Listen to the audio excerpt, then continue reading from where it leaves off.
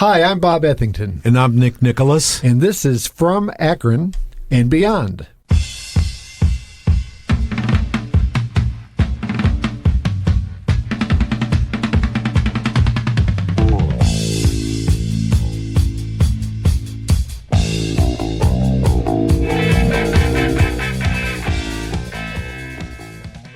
Hi, folks. We are very excited about our episode this time because we have nothing less than rock royalty in the house. Big time. Oh, yeah. I forgot my ermine. Your crown, too. Yeah. Go back and get it. Yeah. We need some more bona fides here in this royalty thing. No, in all honesty, we are very excited because Marti Jones and Don Dixon are here. Hi, guys. Hi. And from Akron and beyond, all the way from Canton. Exactly. Yes. We've gone beyond. And we're from the beyond. Yes, to the next county down. Right. I was going to say beyond the county line. So Marti Jones, of course, is a prolific singer, songwriter. She's made a lot of terrific records over the years. Artist. And an artist. Yes, and we will want to talk to you about that as well. Okay. That's very exciting. And then her husband is Don Dixon. That's okay, Mr. Marti Jones. Yeah. He goes by both monikers. But Don, of course, is a guy who's been responsible for some of the most important or involved in some of the most important albums that have come out over the last 40, 50 years, really, including my personal favorite REM album, which remains Murmer. Oh, yeah. And we will have to talk about that a little bit later. As a producer, I mean, he's a musician in his own right. He has several albums under his name, but very well known as a producer of other important bands. Right. And you're probably tired of hearing this, Don, but you are, of course, attached to the jangle pop term, right? Yeah. Mitch and I both kind of despise that term, but it's I would have to admit to being attached. Yeah, we can not use that anymore. But no, that's fine. But it comes up every time you see Don Dixon's name. That comes pop up. Stuck from just writers early make 80s, things up. late 70s, early 80s, right? Sure. Greg Shaw termed the word power pop at one point. Yeah, which actually I think makes more sense in some ways. But I get the jangle pop. Yeah, why somebody came up with that? Just because there were. REM was very clear they wanted no distorted guitar of any kind on their records. Right. So Mitch and I both Mitch, the first time I saw Mitch when he was 15, he was playing through a 100-watt Marshall stack. There was plenty of distortion, and we were both in rock bands. I mean, real rock bands. So this is where you're not from Canton originally. This was where. Oh yeah, just down in North Carolina. Oh, okay. I went to college at UNC, and Mitch was a freshman in high school in Winston-Salem. But his band, my band called Arrogance, that had been formed when I was a freshman at UNC, we went and played a show in Winston-Salem, and Mitch's band, Sacred Irony, was on that show. Okay. I met him. That's he had great a beautiful Prince Valiant bowl haircut. And I remember. 100-watt Marshall stack and a melody maker. And we became fast friends. Yeah. But Arrogance was a very successful band in like that Carolina region, right? They were like the Michael Stanley, I think. You did a lot of touring, right? Yeah, we toured a lot, but not as much as we should have. We made records in L.A. We were signed to Warner Brothers for a while. We were signed to Vanguard. Okay. And we made 6 records. Really?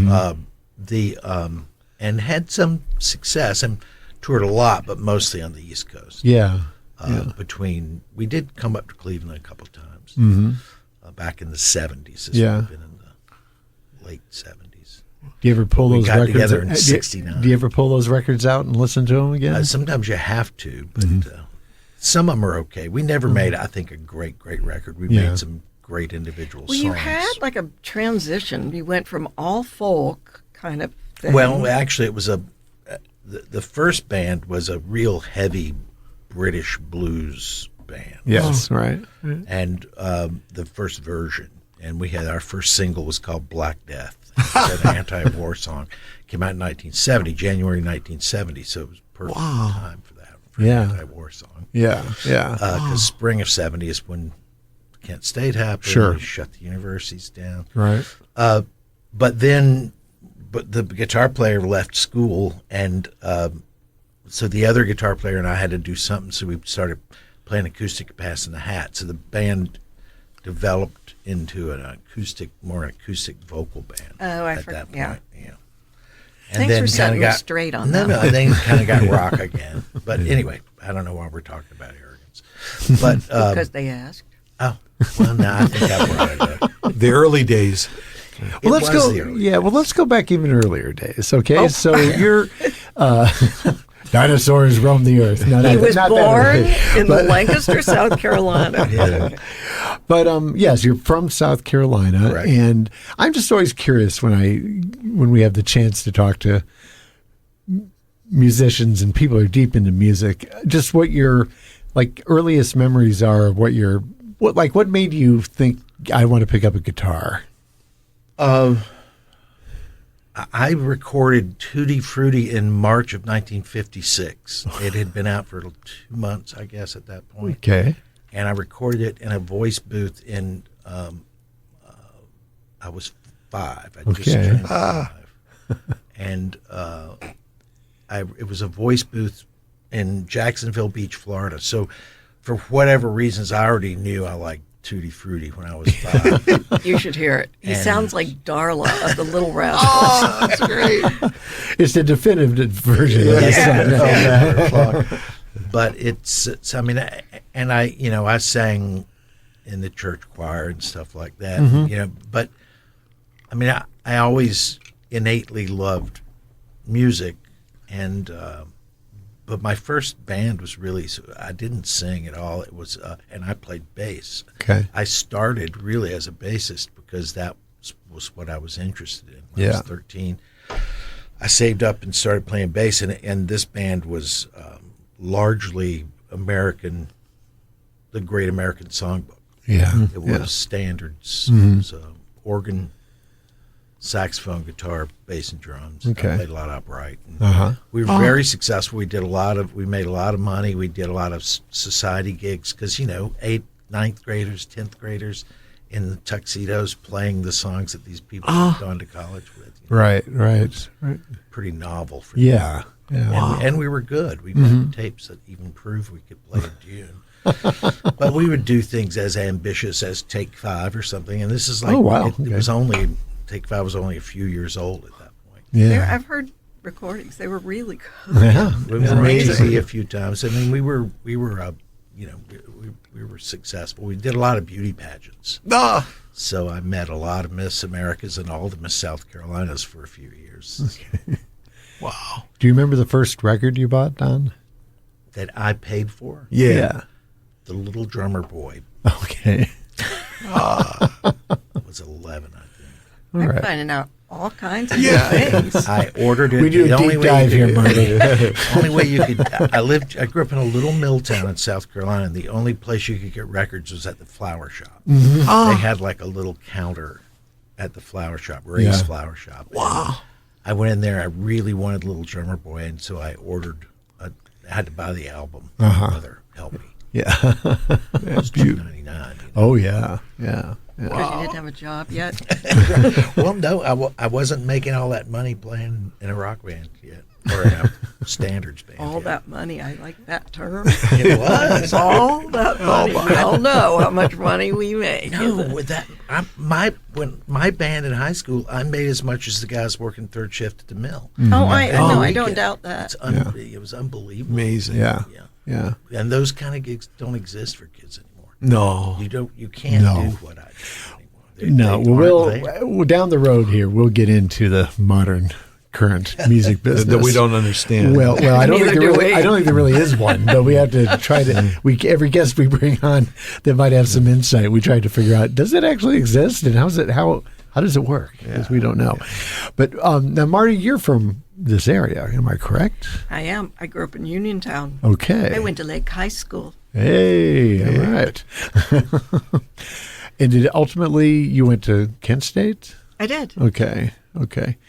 And so this raises the mystery question, of course, of how you two met in the first place. I kind of know the answer, but tell us. Well, we met when I was still in Color Me Gone. And okay. By the way, is a great local Akron band that was short-lived. It was good. Yeah, short-lived. I bought the EP when it came out. Yeah, and we were headed for an album, but we broke up. But anyway, where was I? Oh, he came to Akron to talk to us about producing the record. Mm-hmm. We had already recorded it with David Anderle, the late great. Excuse me, David Anderle, who... He did a lot of stuff, didn't he? David, yeah. He was in A&R at A&M then, but he started at Elektra, I think, and he signed Frank Zappa. You know, he was older than we are, but he signed us to A&M, and that Color Me Gone, and then... Liam Sternberg, who's from here. Yeah. That's our connection. Liam took our stuff. The guys at Color Me Gone knew Liam from around here and sent him demos. And he said, you guys need a girl singer. Call this girl Marti Jones. She, because I had met Liam early on and did some stuff with him. And so, yes, Liam and David then co-produced that first Color Me Gone EP. There was no other, I guess. That was it. I think that was it. Yeah. Now, besides George Cavaness that was in it, were the other people, Akron people? Yeah, Jack in the Trowbridge played bass, and Don May played drums, who goes by Geek. Or did that. I know. We know him. Geek? Yeah, we played with him a few times. Yeah. Bizarros, and he was in the Bad Dudes. The Wow, drummer. okay. Oh, was it? Yeah. Yeah. That was our band. Okay. I don't think he ended up getting to make the record, though. He didn't, and I'm not sure why, but I thought he got sick. He did. Didn't he lose his leg and stuff? He did, but he was still playing. A guy named Rob Brill, who used to be in Berlin. Yeah. The band. Played drums on the recording. Yeah. Okay. Yeah, I mean, unless you don't want to go into the details, but why did the band break up? Because you guys seemed like you had. I mean, I was there at the time, and I just remember you guys were so good, and everyone loved that EP. It was beautiful. I will just say this: advice to all of you people that are in bands: do not get involved romantically. Oh, okay. It ends up inevitably. It sours everything. Yeah. Gotcha. Yeah. All right. There was never a problem with the Bizarros, the four working class guys, If it had been a problem, don't tell us. Yeah. That would have sold a few extra records. Now it would. It was different time now. So both of your careers are so interesting in how they're very wide-spanning. I mean, you're involved in lots of different kinds of things that have overlapped. I mean, it's kind of beautiful, really. I'm just curious, Don, so you're playing in bands, and then at some point, like, how do you get it in your head that you should be producing these records? Well, I always was interested in recording. So early on, from that booth, I started doing very early on. I started doing jazz sessions when I was still in high school in North Carolina. So I would go up to Charlotte, a guy named Lunas McGlowan, and I would record with him. And we made demos with Marlena Shaw and Lunas. I played a lot of gigs with Lunas. I did a jazz symphony by Ned Rorem. Oh, It's yeah, a piece okay. called The Lion Roars or something like that. That has a jazz quartet Okay. in the middle of a symphony. I was part of that. So this is all in the first few years of high school and And you're college. working in the booth on this stuff too? Is recording it, or Oh, heck you're no, playing? no. I'm just session guy. Okay, Oh, gotcha. Okay. Yeah, no, you weren't allowed to go into the control room back then. Right. So, Okay. The musicians had to stay on the other side. Sure, right. It was still very much coat and tie business. But so I was always interested, and so as one of my ways to make extra money, I would, I hung around the studio. I started learning. Arrogance got signed to a production deal first in 1971 to this studio called Reflection in Charlotte. Okay. And I began hanging around there and became really good friends with the owner and just working on stuff and learning about that. And then I, like a fairly well-known recording that I made in the early 70s on a Tascam 4-track, or a TAC 4-track, actually. You remember the 2240s, which is the first, home 4-track. Oh, Yeah. And I had one of those, and Mitch and Chris Stamey and Mitch Easter both had one of those. Anyway, I recorded that first Sneakers record on one of those Tascam, one of those TACs. At a place called Cat's Cradle in Chapel Hill. And then, I'd just been recording friends for a long time. Yeah. And had done a lot of sessions. Arrogance recorded all over the United States, recorded in New York, L.A., lots of big studios.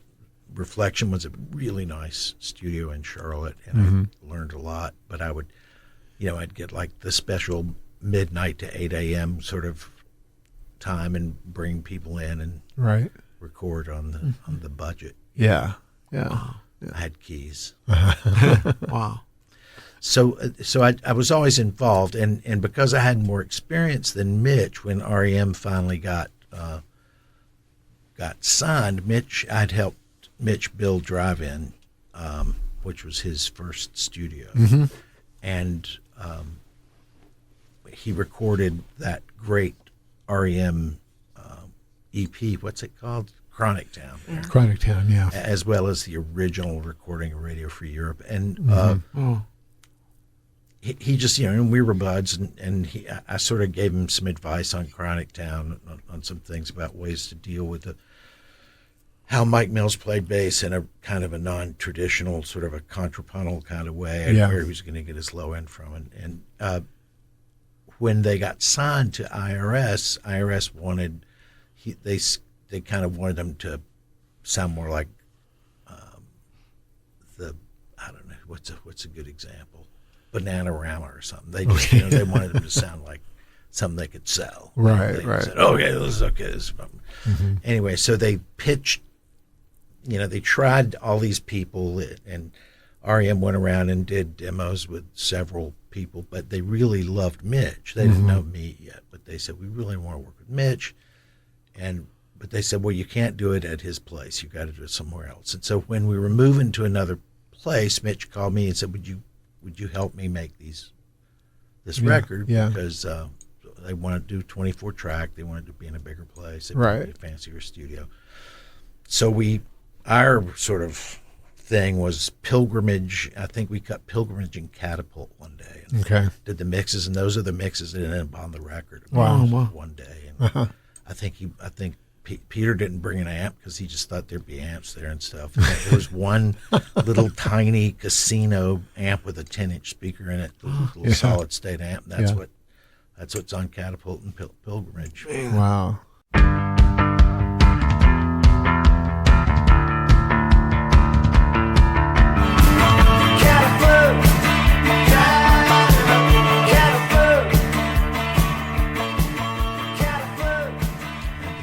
Studio drums are great, so they use those. Man. And to bring it all around, Yeah. Liam turned me on to that. right. When we were in, California, when Color Me Gone was in L.A. recording our EP. And Liam said, you got to hear this band, and he played it for us. And we were all crazy for it. It's just, we all listened to it very different at the thousands of time. times. Yeah. Because there was a lot of stuff like Bananarama out there, and to have sort of a guitar. It wasn't that there was plenty of guitar-driven stuff, but nothing like that. No. Was guitar-driven. Yeah. Peter Buck is a freak of nature, actually. Wow. This is obviously my projection under the whole thing, but I've always just thought, I'm like basically the same age as the guys in REM, and I just always identified with them in a way because they just seemed like they just loved playing music. They weren't, there was something rock star about them. Right.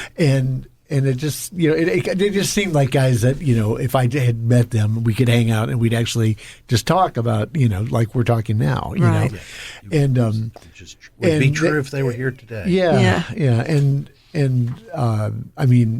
mentioned Mike Mills, and he's such an amazing bass player. The parts that he does, really and when the Chronic Town EP came out, I was just bewitched by it. I loved it, and they had that power. And then it was Murmer comes out, Yeah. and Murmer just like hammers down on what Chronic Town did, and just takes it even further.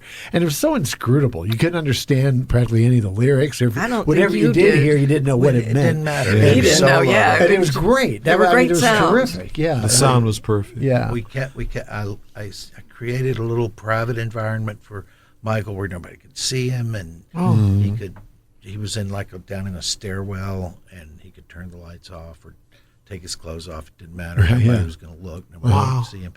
So I think that freed him up to be creative. Right. And he didn't. I obviously never asked to see lyrics, and I didn't care what it meant. Yeah. I just cared what it sounded like. And I think a lot of what the sounds are the important things. He repeats verses all the time. It's like there's one verse in most of those songs, and then just some sort of chorusy kind of noise. Right. Sometimes it's singing. That was how I was introduced by Mitch to them when he was working on Chronic Town. As he called up and he said, this band, Jefferson Holt, who was a guy we knew who'd gone to UNC. Was he their manager for a while? He was their business original. guy. He sort of found them at a frat party or something. He said, Jefferson has brought in this band, and the singer's great. He makes these great animal noises. So that's all I needed to hear to be intrigued.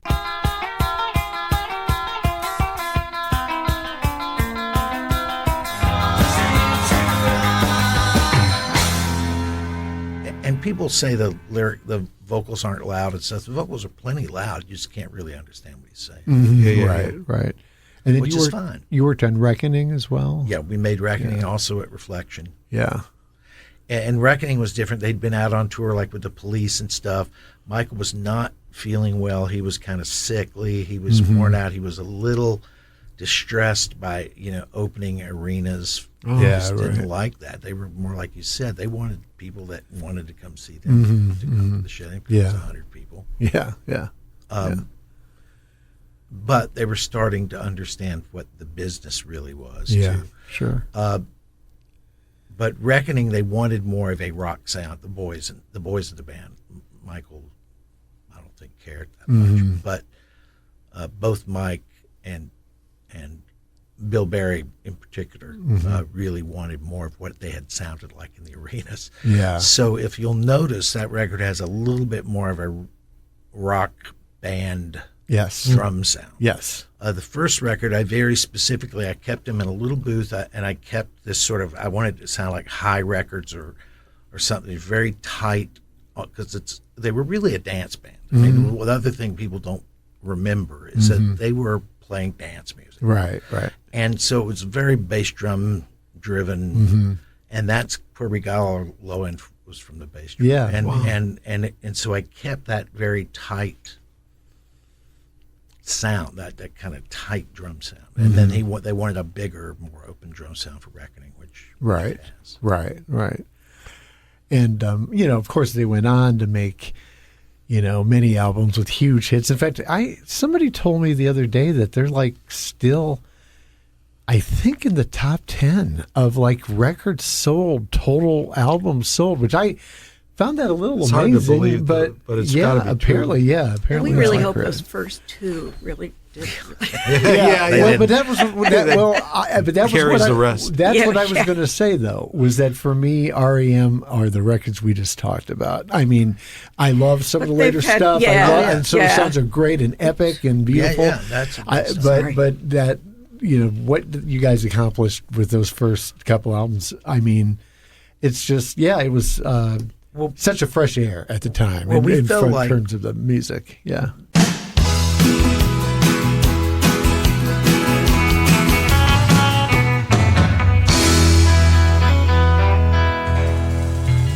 Felt like part of our job really was to kind of protect what they were doing from the label, because labels, the minute they sign somebody, you guys have both been in bands and made records for people.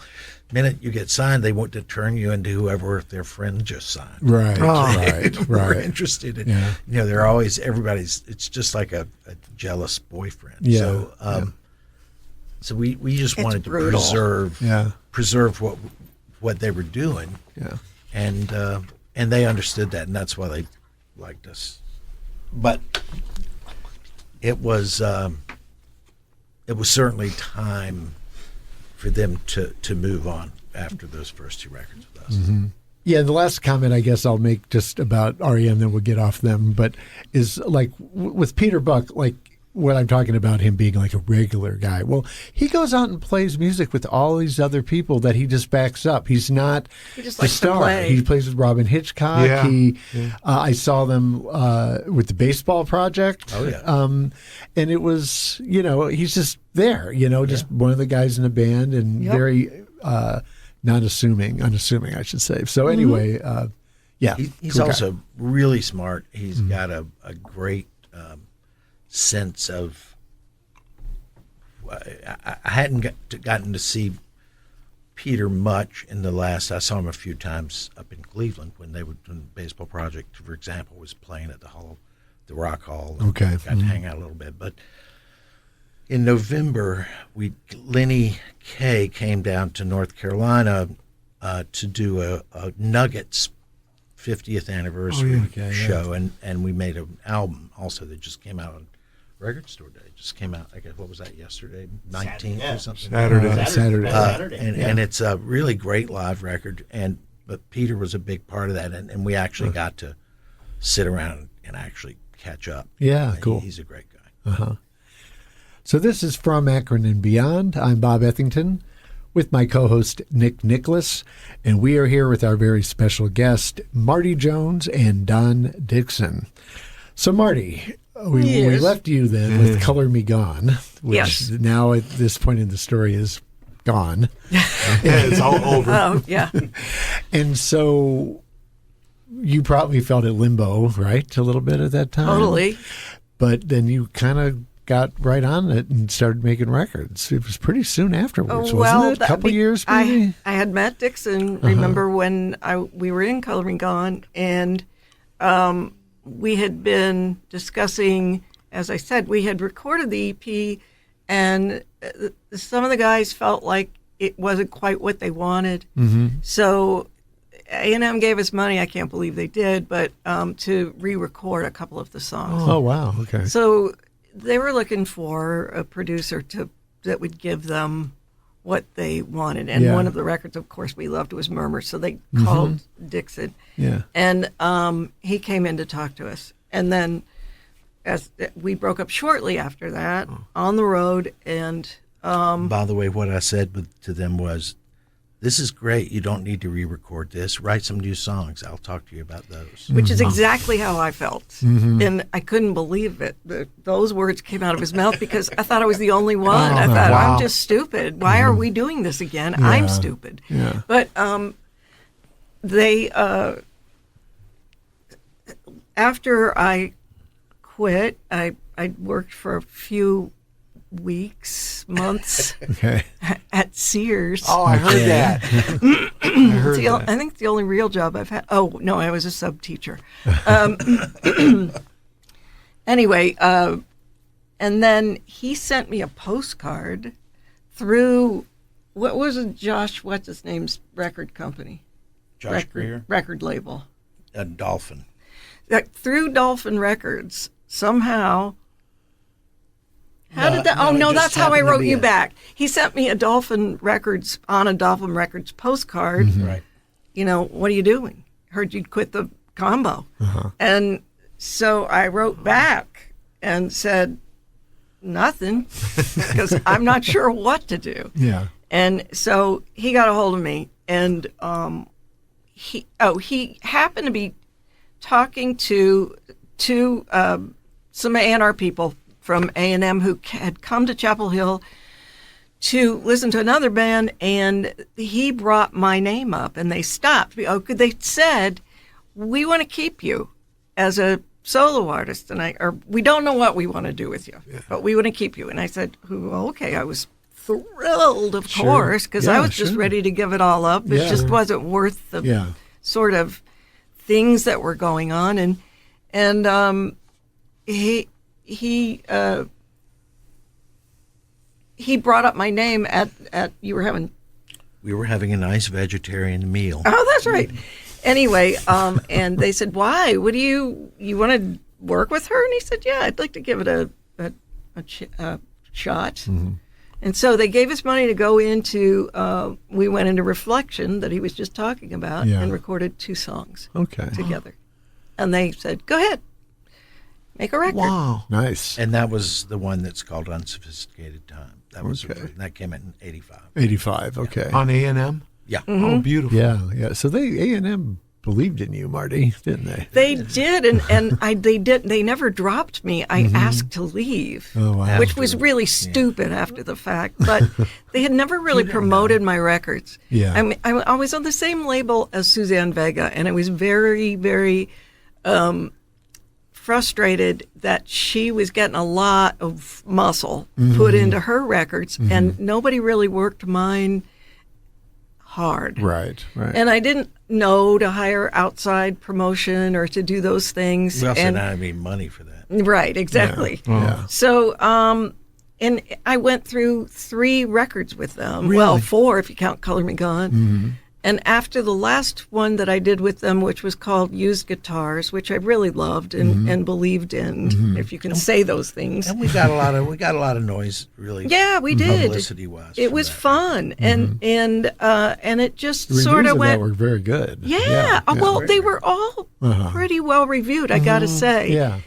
But no action there from them, no push from them. So I asked if I could get out of my contract. And I would have still been there if I didn't ask to do it. But I had some interest from RCA. And so I got a record deal with RCA in New York and did one record, which I really loved. But the reviews were mixed. It's like, anyway, it was a grown-up record. And it's a good record. They worked it for a long time and hard, and still wanted to because it takes a lot. Marty made great videos for almost all these records. D.A. Pennebaker made one of her videos. No, it was really fun. Jessie Dillon made one of her It's videos. Bob Dylan's son. Yeah, right, yes. sure, yeah. And what was the other? And the guy. Adam Bernstein, right? Yeah, who went on to be the kingpin of all great TV shows that you've seen. A lot of NBC stuff. He did the Love Shack video of B-52, so That's it was what we had. really fun. Wow. Well, that and he had also done a really good video that was done by the Geosphere there. Anyway, Adam was great, and he did a video for a song of hers called "The Real One." And Don, you produced all these albums? Yeah. And Much to Marty's chagrin. yeah, I don't believe that.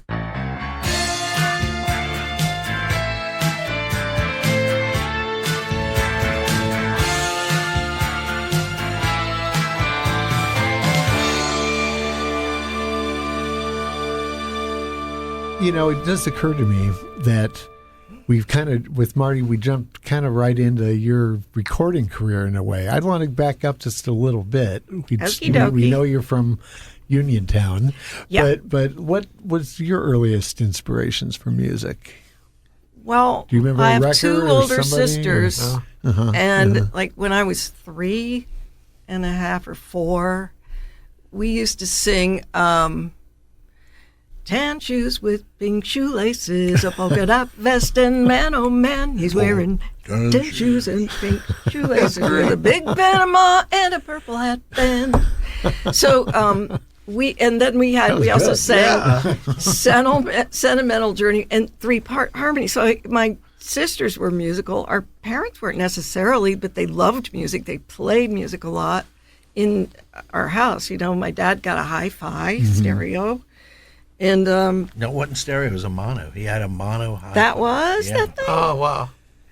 So, but anyway, and we all 3 sang together, and my dad would say things like, "I'll give you each a dime if you can get through a song without laughing," and we couldn't.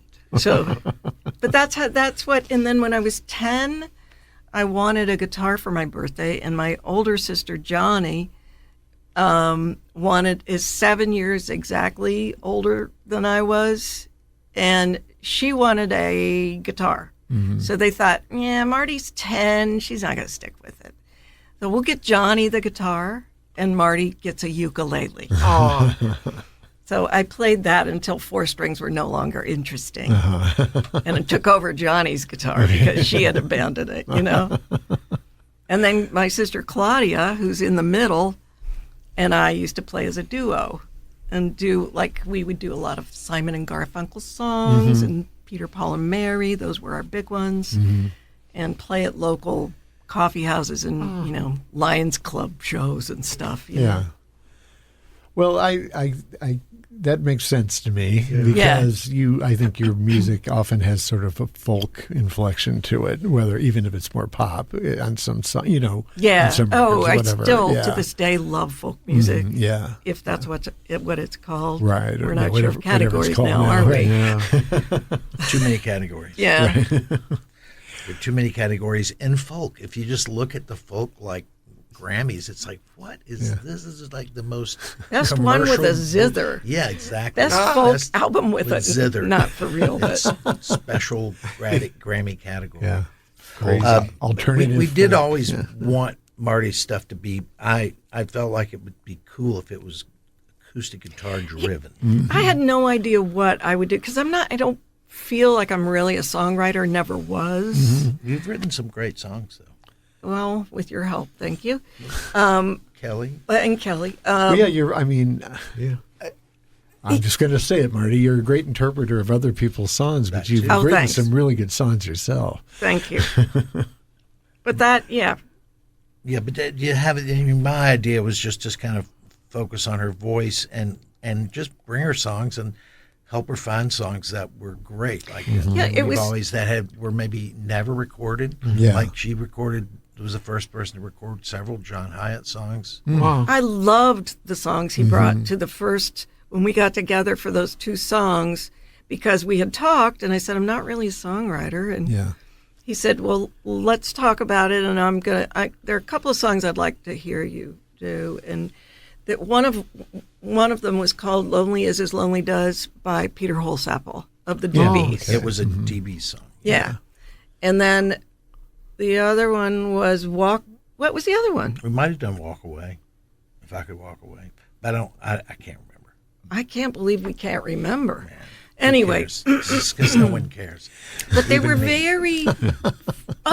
Show and Tell by Richard Barone of the Bongos. Okay. He wrote that for Marty. Yeah, and it was real. okay. He did. The record label talk. So my A&R person then was Nancy Jeffries, and she knew Richard, and she said, "Could you write a song for this girl?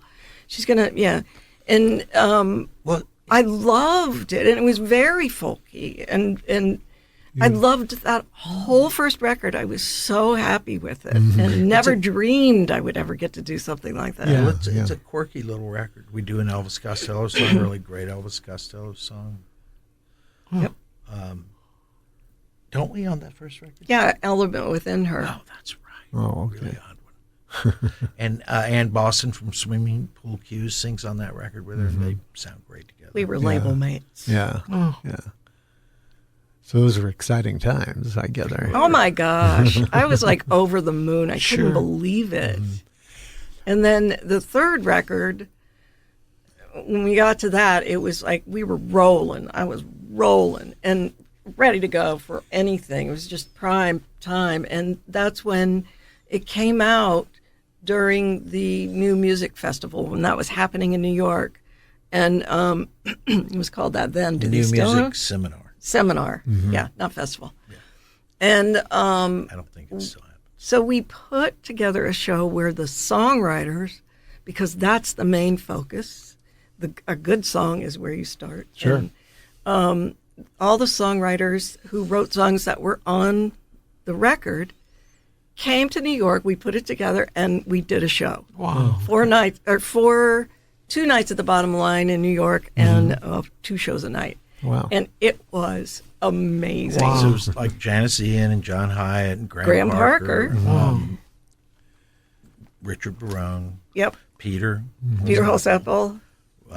Bland Simpson, who wrote a song called Follow You All Over the World that we really loved. And, everyone's favorite from my first record. Yeah. And, just it was a lot of people. It was fun. Everybody It was in like Rolling Stones did a thing about it, and Rolling Stone magazine, I mean. Yeah. And the Rolling Stones. The Rolling Stones were there. No, they weren't. Tweeted it in 1988. That would be quite a treat. But that was sort of, for me, that was a turning point. And when it was a big pinnacle of my career. Sure. And then to be I was so let down after that, kind of didn't go anywhere. And we even thought did it would. Really? Yeah, we did, yeah.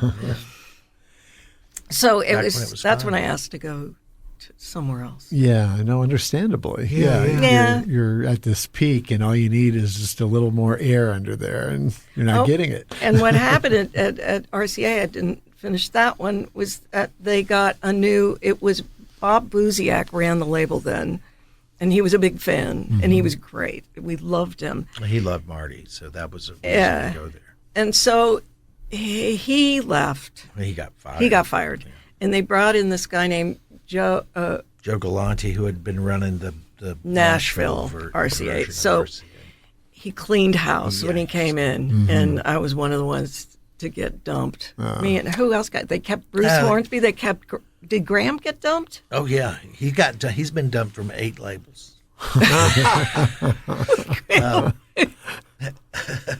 I remember seeing Graham Parker on David Letterman, and he had a Roland JC 120. Was that what they were called? Yeah. The amps with the built-in chorus. Because George Cavanis and I both got them when we got new equipment.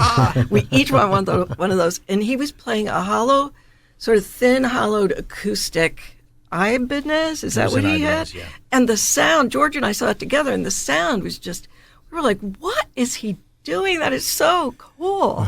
Yeah. So he was our inspiration there. We ripped him off, totally. Yeah. So Don, of course, he's mentioned some of the other artists he's worked with or produced, and you also have worked with Marshall Crenshaw, right? Sure.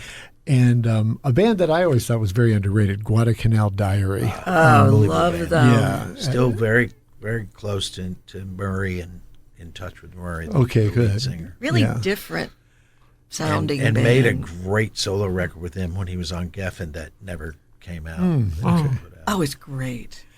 So, okay, you've walked right into it. So speaking of Geffen, so we were talking about REM. We were talking about how they were this refreshing band at the time, right? Kind of guitar-based rock in a world of a lot of synthesizers and drum machines. But not a hair band, because there were lots of guitar, bass, and drum bands. But they were all White Snake. And big hair bands. Yeah. So we go roughly 10 years later, I'd say, and we've got Nirvana. which is the band that brings the guitar back. We're not allowed to talk huge. about Nirvana. We're going there anyway. The doors are locked and you can't walk out. No, I mean, I won't allow him to talk about We were Nirvana. both intrigued by that, what we just found out. I'm sure you've been asked about it a million times, but of course, right, you were originally up to produce Nevermind. Well,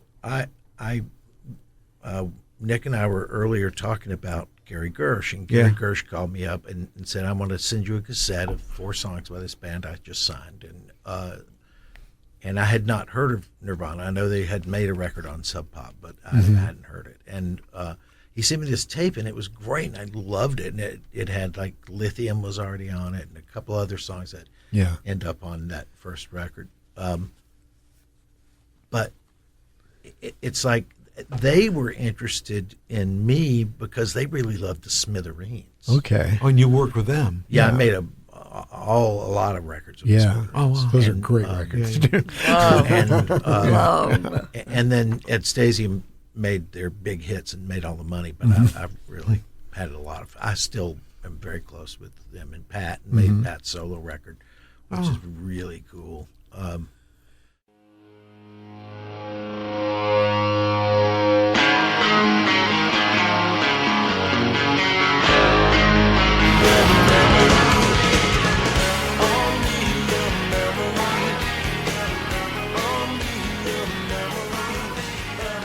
But, we lost Pat, of course. But we were talking about, Nirvana. So Gary called and sent me to sing. I said, I love it. And he said, well, come on out and meet the band and let's see what's going on. And so Dave Grohl had just joined the band a few weeks before that. Their drummer, before I went out there. They had a little rehearsal space in Tacoma. And their manager, John Silva, was there, and Gary was there. And we all... I stayed a day or two, and I listened to some stuff. They were working on Smells Like Teen Spirit at the time, but didn't have a name or any words. Yeah. But I loved them. I thought they were great, and I think they liked me fine. And I had already known Butch Vig, who made the demos that I heard, which were very good. Right. From a band he had been in that had talked to me about producing them when they were on Atlantic, Firehouse or something. Okay. Like that. Maybe Firehose. I don't know. There was a Firehouse and a Firehose. It's one of those. But he was great, and I said, "Well, Butch can work with us." I mean, they said, "We really love Butch." I said, "Well, that's great. Butch can be on this thing." And then I think we asked for too much money, and basically. They wisely chose to not, and I think there are a lot of things that are probably the record's probably more successful because Butch made them do things I would not have made them do. I would not have insisted that they double track the lead vocals and stuff like that. I would have left that out, and he did, and it works really well. He made great records. Yeah, they did the right thing. Yeah, and saved themselves some money.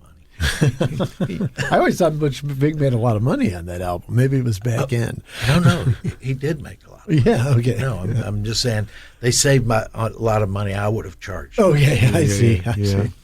Well, the reason, for what it's worth, the reason why I'm fascinated by this story, and I'm a big fan of Nirvana's music, and they ripped off things. the Pixies for sure. Oh, he was admittedly so, right? And I always thought it was cool how they signed to Geffen. They brought all these other artists on. Nick and I have talked about that Peru. I was just going to ask you to mention that. Which only is that true? Well, I mean, I know as much as you do about whether it's true or not. I don't have any inside information on it. So. Well, it makes sense. Tell us, Bob. Well, the story was that Kurt Cobain insisted that he went through all these favorite bands of his, like the Raincoats and all these other groups, and one of them was Peru, and he said, "This is a great band. They should have a box set collection of their stuff. I'll come to you guys if you put that out." And they did. Clearly, they didn't make any money on it, and but I mean, it was a great box set. But that is also really cool.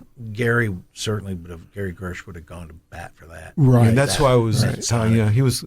When the Bizarros were dropped from Mercury, we were looking for another label, and he actually spent time with me a lot. Even though we didn't get signed to Geffen, he was just the nicest guy to talk to. Always answered his phone and always had some good comments. Yeah. Yeah, well, he was a big fan of Arrogance and didn't have a job at at the time that he sort of got me hooked up with Bug Music as publishing when Arrogance broke up. Yeah. But he loved the last batch of Arrogance demos, which turned into my first solo album. Right. Okay.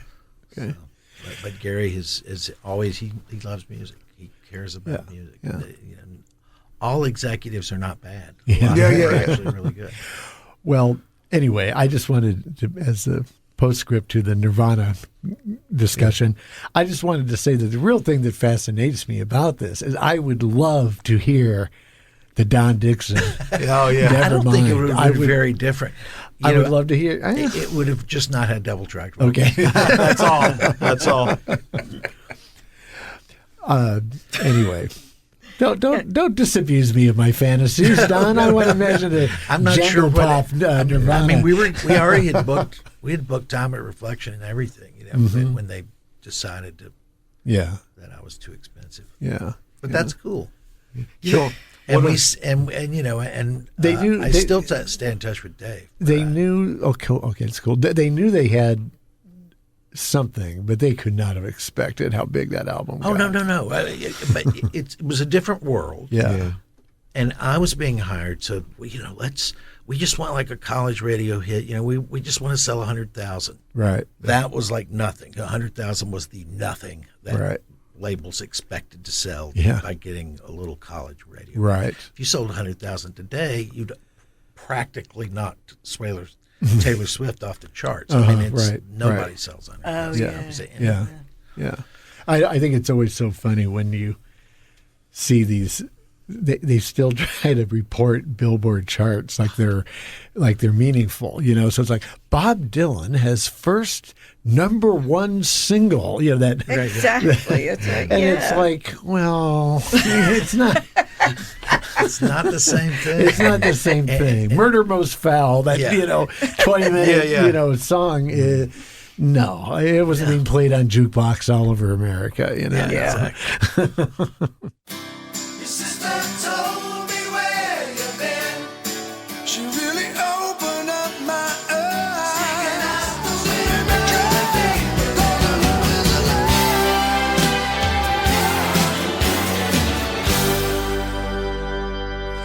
So, Marty.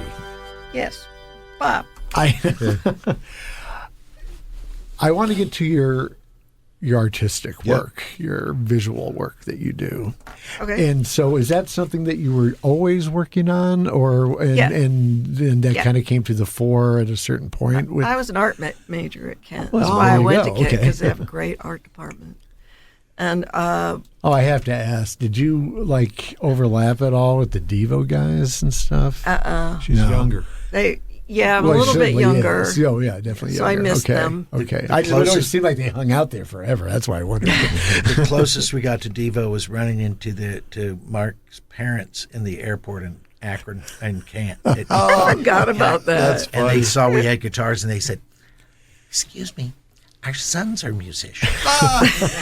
We were all going out to L.A. because they were already living in L.A. at the time. And we said, so that's it, but just their parents. That's our close contact. Deep. That's funny. And I do have a few flower pots. Yeah, I was going to say, I like to wear a flower pot on my head. So anyway, back to the art. So, so it was something you were always doing. Yes, I've always loved to draw and paint everything, and I just wanted to learn more about it. So I went to Kent, and I loved my time there so much that I spent 5 years instead of 4. Yeah, but we a great foundation I was given there. So Marty won a drawing contest for the Girl Scouts. All right. No, the it National wasn't Magazine. Oh well, it was the American Girl Magazine, which used to be a Girl Scout magazine. Yeah. I don't know if it still is. Nick, she's been American drawing a long Girl. You time. read that, don't you? Yeah. Every back issue. 1948. But Online only. Yeah. So- I was so happy to see your work. It just seems like it was the other day, but it was in 2009. You had an exhibition at the Massillon Museum. Yeah, I was in a group show. Yeah, it was great. It was a Stark Naked, I think it was called. And I don't know whether your daughter Alex had anything to do with that. Yeah, she did. Okay. That was her thing. She's a real asset, that girl. Thank you. Ball of fire. Thank you. And she wanted to do a group show with artists from Stark County. So I was one of 10, 12. You had a lot, like maybe more than 5 or 6. Yeah, they were hung salon style, one on top of each other and filling the whole walls. Yeah. It was really fun. It was a great show. And then what I did know when I started to go back and and read about it, you guys did a show together too. Then. Yeah, at the Massillon Museum. Yeah, it was you and Don. Yeah, we went to see Loudon Wainwright there. They had that music series, and we loved it. It was fun, and they asked us to do one. I don't think Alex was probably working there then, but not in her position job that she had. Yeah. It was a long time ago. But we loved it, and then they asked us to do it, and we did it. It was really fun too. Yeah, it was great. Yeah, in the gallery. Yeah, that's a great place. Yeah, it's a great, and they do a music series now, as we all know. We got to play there last year. Yeah, you're going. He's playing one in September 19th. Yeah, but whatever. We don't have to talk about that because this is a time capsule. Speaking of time capsules, what did I read? Somebody who buried a time capsule. Anyway, I shouldn't say that. I don't know enough. Well, it's exciting you're coming to play, though. We'll be there for sure. Yeah. This is From Akron and Beyond. I am Bob Ethington with my co-host, Nick Nicholas. We're here with Marti Jones and Don Dixon. And we've been talking about their careers and their inspirations. And I have a couple of questions I'd like to get to as time is running a little low here.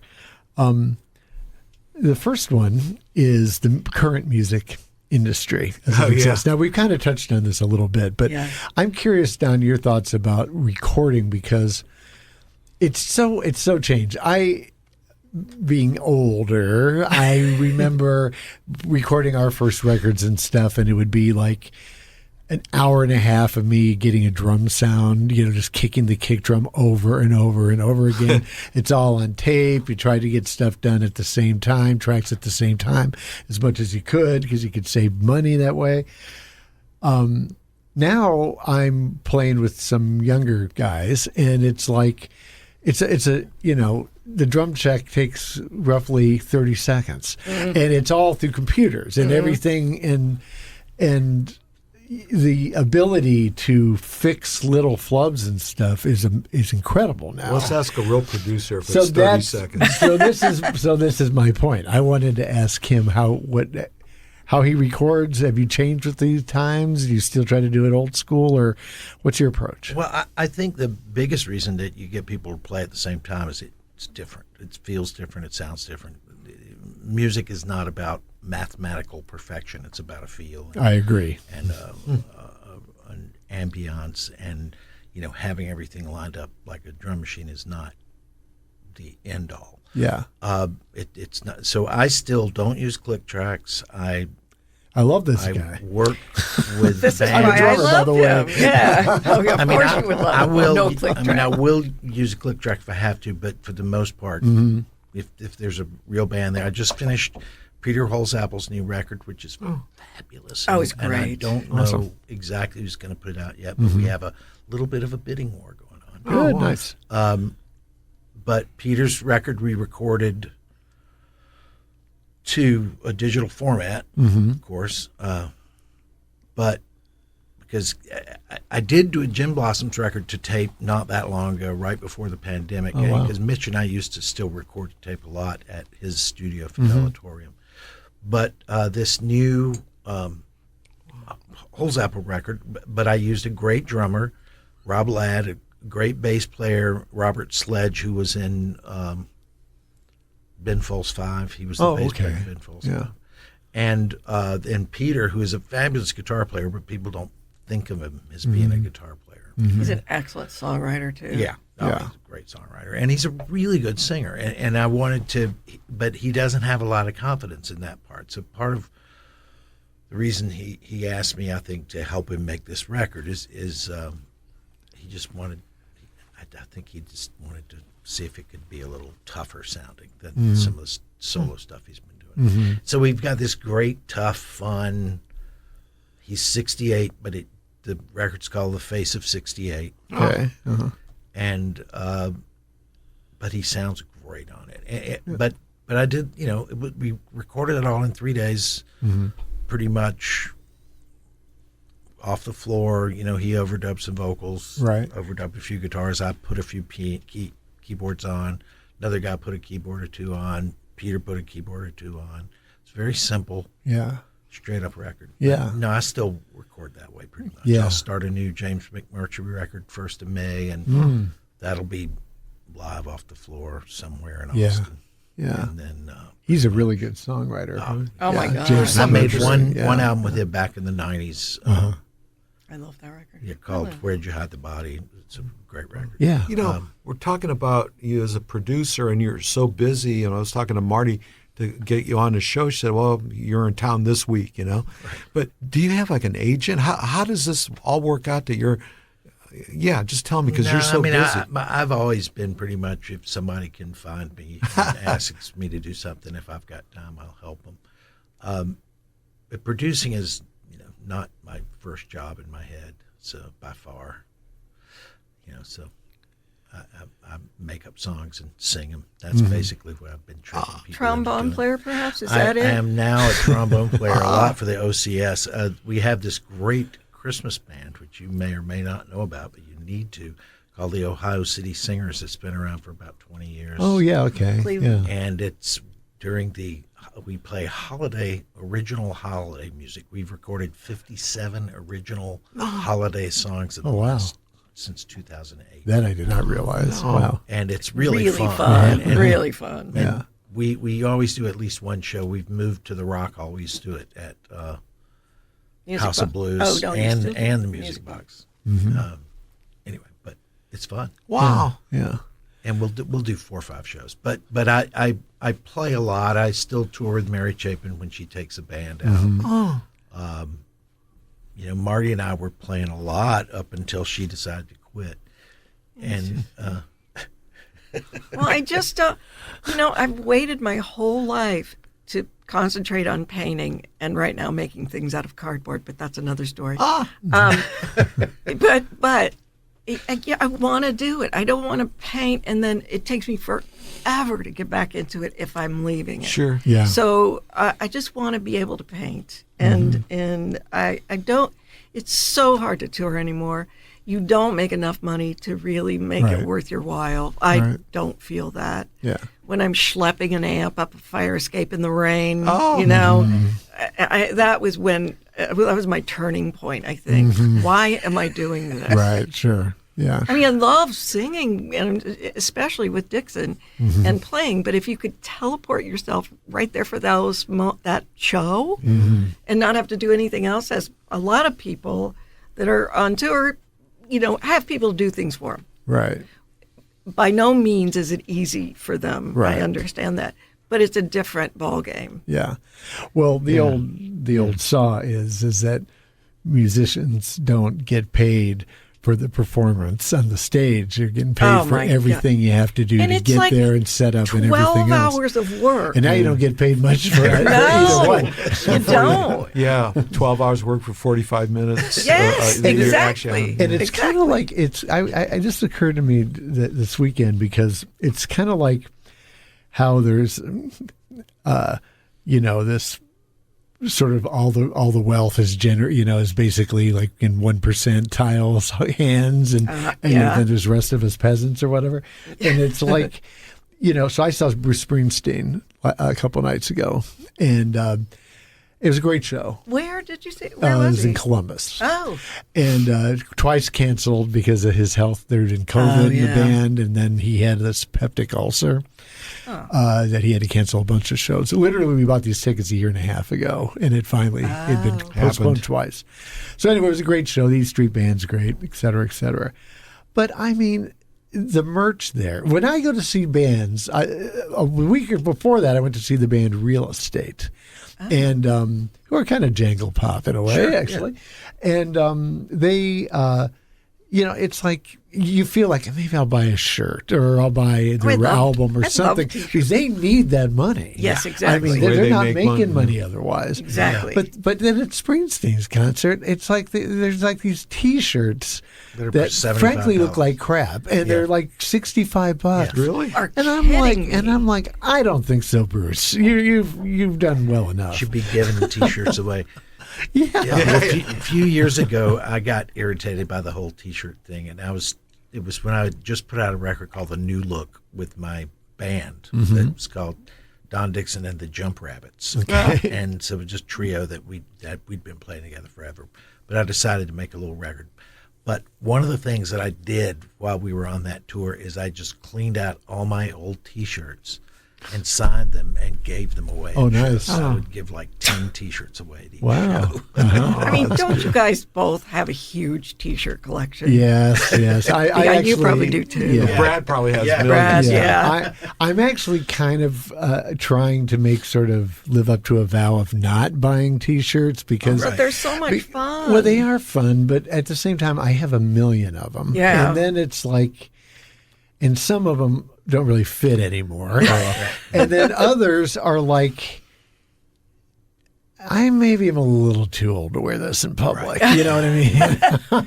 No, I you don't understand that Yeah, you want to completely. dress appropriately. Yeah, right. I didn't want to make it sound like I was giving away old Don Dixon T-shirts. I was giving them my old T-shirts. I get you. I So know. they were Anybody. I didn't think they could have anything on them. Yeah. Or some of them had coffee nothing. stains, A lot of probably. coffee I stains. mean, I've got some that are precious to me. I never get rid of them. Yeah. But I have a I know few what you of those, mean. too. And I'm over.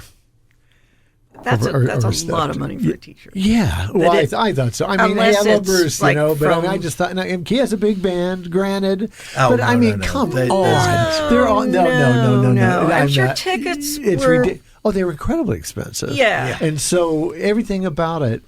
No, I don't. I rarely go to big shows. Who can afford to go? And it's Big such ones, a plus it's such a pain in the ass even buying the ticket. You have to go to a pre-sale for a You're pre-sale, lucky to get it and if then you get it. Yeah. yeah, and then you're on there, and it's like you have 30 minutes, or whatever. The clock is ticking, and I suddenly realize I don't have my current charge card. Oh, that drives me. I know it. Forgot the password. Friends of ours just got tickets. They happened into it, and they're in the music business. They could have called somebody, but you can't for Joni Mitchell at the Hollywood Bowl. And I forget when it is, but they are they somehow lucked into the queue, but they had to stay attentive, to get in. Yeah. We oldsters aren't used to things like No that. way. No way.